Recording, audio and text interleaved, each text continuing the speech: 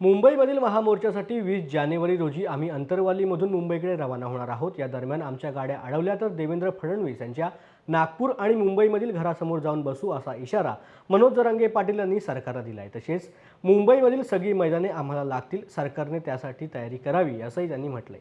20 तारखेला मुंबईमध्ये ओबीसी आंदोलन होणार आहे, याबाबत मला माहिती नाही असं स्पष्ट करताना जरांगे यांनी आमच्या आंदोलनाला परवानगी दिली नाही तरी आम्ही लोकशाही मार्गाने आंदोलन करू असा इशारा देखील दिला आहे। तसं पाहिलं तर मुंबईतले सगळेच ग्राउंड लागणार आहेत आम्हाला, जवळपास सगळेच। कारण आता एवढा 2-3 कोटी समाज बसायचा आहे, हे चॅलेंज आहे। सरकारची जबाबदारी आम्हाला व्यवस्था करून द्यावी, नाही दिली तर आम्हाला तर बसावंच लागणार आहे, आम्ही बसणार आहेत।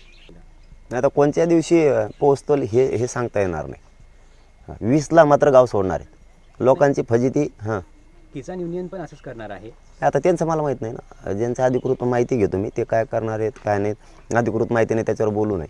परंतु आमच्याबद्दल आम्ही असं सांगतो की 20 जानेवारीला आम्ही गाव सोडणार आहे। दिशा मुंबईची आहे आणि ध्येय आरक्षणाचं आहे, आम्ही त्या दिशेनं चाललो आहे। दिवस मात्र 5 आहेत का 6 आहेत का 8 आहेत हे सांगता येणार नाहीत, कारण माझ्या चालणाऱ्या लोकांची सुद्धा फजिती नाही झाली पाहिजे। त्यांना नुसतं पळवायचं, रात्रंदिवस पाय सुजले दुखणे आले तिथे नेऊन ॲडमिट करायचं का त्यांना मुंबईत नेऊन? सगळे सुरक्षित राहिले पाहिजे। सगळ्या समाजाच्या हिशोबानं सगळ्याला चालावं लागणार आहे। पोरांना पळता येतं आहे म्हणून ते पळणार, जोरात चालणार, आणि वयोवृद्ध त्यांचा विचार नाही करायचा, मुलांचा विचार नाही करायचा।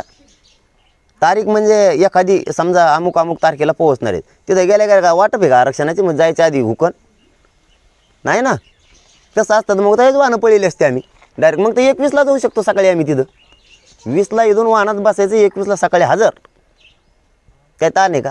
21ला वाटप हे आरक्षणाची, आम्ही त्या दिशेनं चाललो आहे। 1-2 दिवस मागं पुढं होऊ शकतं, पण लोकांच्या हिशोबाने चालायला लागणार आहे आम्हाला। लोक काय ते नेऊन ॲडमिट नाही करायचे, लोकांच्या जीवाची काळजी आम्हाला घ्यायची।